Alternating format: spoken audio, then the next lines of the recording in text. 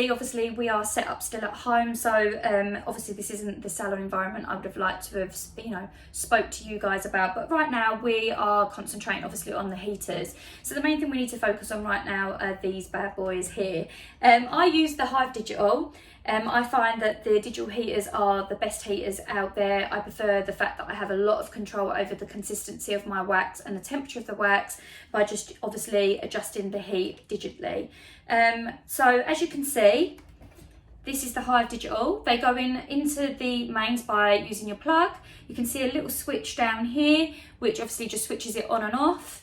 They come with lids, which I'm just going to show you here. And the lids go on top like this.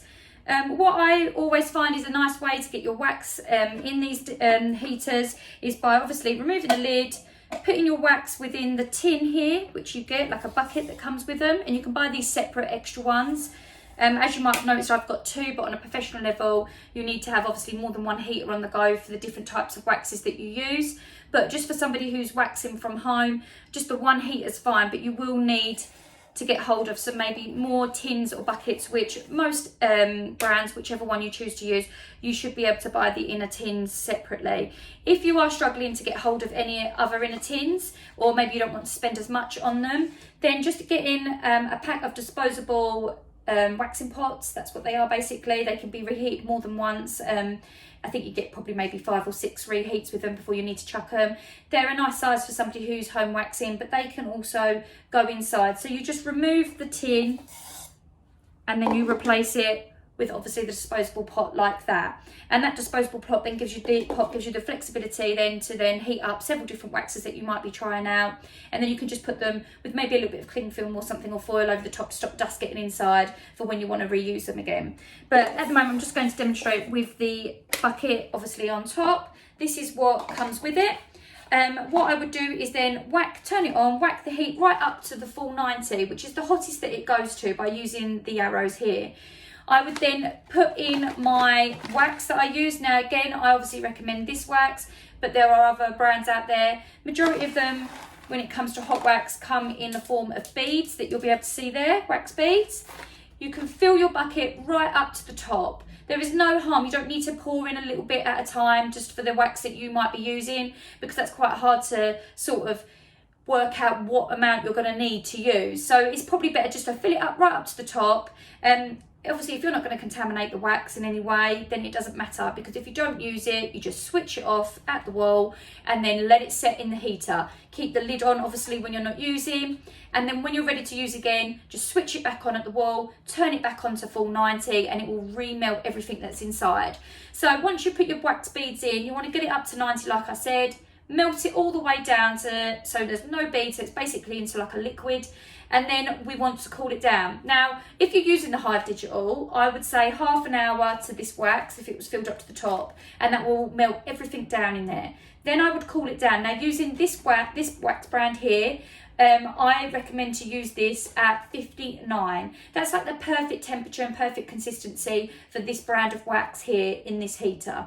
So this is why I love using these heaters, because I'm going to tell you now what would happen if I was on a hot day. So if there was a heat wave and it was really hot, the room temperature then affects the wax that's inside the heater. It can make the wax a little bit more runnier and a little bit hotter for the skin. So I would then use my digital to turn down the heat, even just by 1 or 2 little presses, and just give it a few minutes and let it cool. Once it is cooled down slightly, I then have the right consistency again to the room temperature. And that's the same again if it was really cold and the room was really cold. If you worked in an environment where there was aircon, you could just put the digits up to a little bit more, maybe to 60, 61, and it would obviously make the heat, with the room being a bit cooler, to the right consistency again. And that's why I love the HIVE Digitals. But obviously there are other heaters out there. If you're somebody that's on a budget, then I understand that you might want to go for more of the cheap heaters out there. There are some out there that are as cheap as £20, maybe a bit cheaper than that if you shop around. You will find that they come in a manual form, and they'll have a dial on the front which generally will say either low, medium, high. So the same principle again, if you have got one of them heaters, turn it straight up to high to melt your wax down. Once the wax has gone obviously to a liquid form, then adjust your dial. Again, this is where the digital is obviously my biggest fan for. the fact that I can then change it to the exact temperature and know each time that I put it on, I know where I want my wax. Where with the dial, you just have to obviously adjust it and take note of where that dial works best for you when you use your wax. And this is again what I've always said before, if you get to know your product well and you get to know your brand well, you'll have no issue of knowing how your consistency of your wax should be by just touching it and feeling it with the spatula. So just I want to touch base on basically the strip wax, the soft wax. Sometimes they obviously come in a form of a pot and they don't obviously come in form of wax beads. If you have a pot with cream in, again, you could even put obviously I have a scraping bar on my tin. If you don't have that, then you can put the pot straight into the tin itself and it will heat it up in the packaging it comes in. If not, the best thing to do is take the lid off and rest it on top like this on full heat. And the wax will draw out of the pot into your heater. Once it's all drawn out, you can then remove the pot, throw away the packaging, and then adjust the heat that you need, and your wax will stay in the tin for you to use until you're finished with it. So hopefully this has helped you a little bit with the heaters I recommend. Also how to obviously work the heater if you do have the HIVE Digital, and also just to understand how the wax goes into the heater and how we can get the right consistency. Again, because this is a hot wax, it doesn't mean that it should be hot burning. This is where people get confused. The name of the wax is not an indication of how the temperature should be of your wax.